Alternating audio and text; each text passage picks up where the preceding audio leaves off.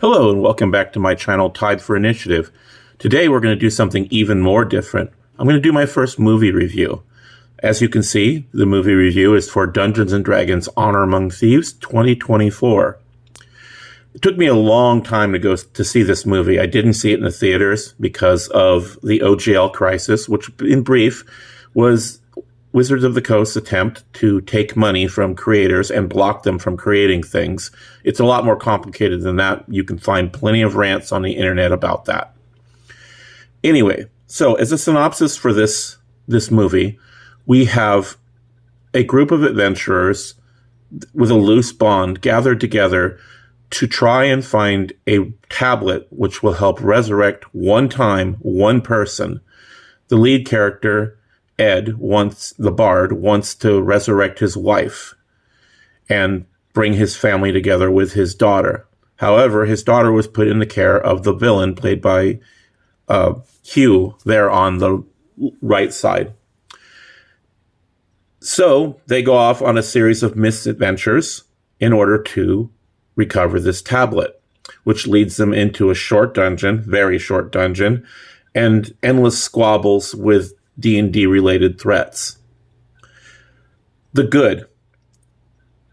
It was fun to watch the monsters come to life. It was fun to speculate on what spells were being used. It was fun to see some of the character classes using their abilities. And now the bad. The movie was just plain boring. The action was awkward. The characters were absolutely awful. The wizard, I got so tired of seeing Will Smith's son tear himself down. He does this in every single role, and it's just ridiculous. The paladin, they seem to make fun of him the whole time, even though he was clearly better at everything than the rest of the characters. The bard, he cast no spells. He barely did any fighting.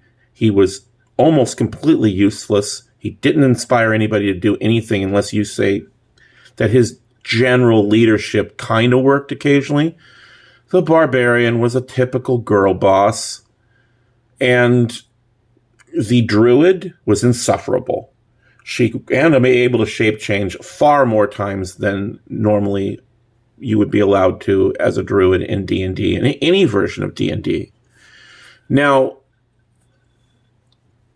that's sort of nitpicking and sort of not, because it meant that the characters were inept at everything except some Marvel Universe style fighting and Marvel Universe style snarky humor, but they solved everything with a messed up magic spell of some sort, or a magic item, which the magic user, the sorcerer, did carry around a lot of magic items.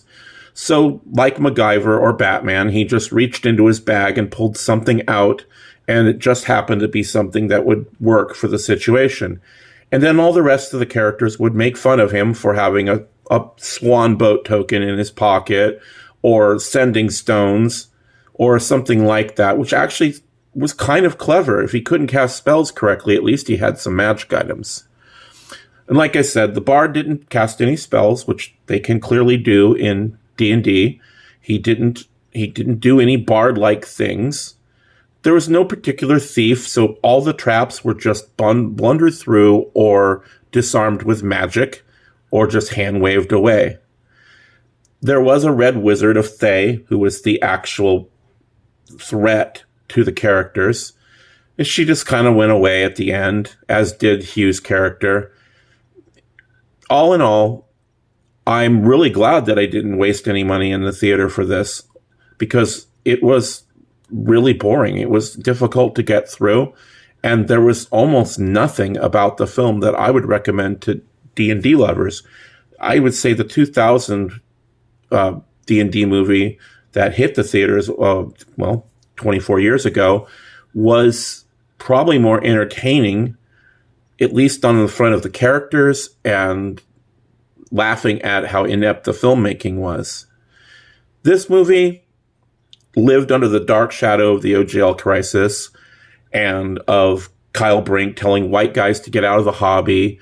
the Pinkertons being sent after a poor guy who just got the wrong cards in the mail, endless pushes for racism and such in the D&D hobby, plus the books themselves now carry no opportunities for adventure.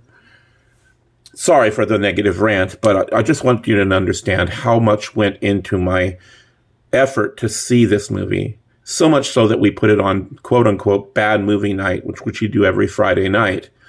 And it lived up to its name. It was a very bad movie. The only thing I can say about it, and this is what I tell my friend at Polycon who runs Bad Movie Night officially, is that at least it was a movie that could be viewed. It had modern special effects. It had modern filmmaking techniques. They clearly put some money into it, only to lose quite a bit of money on it. But it was visual. You could see what was going on. The special effects were nothing special, but they did okay. And you could clearly see that they put some effort into mimicking the abilities and spells of some of the characters.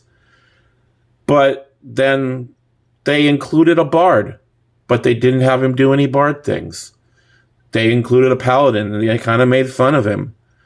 I would say the only persons that they paid any attention to were the barbarian and the druid. And the druid never cast any spells either, and that is a major part of their abilities. She only seemed to be able to shape change to solve every crisis that she came under. And, of course, her barbed tongue. She existed mostly just to make fun of everybody.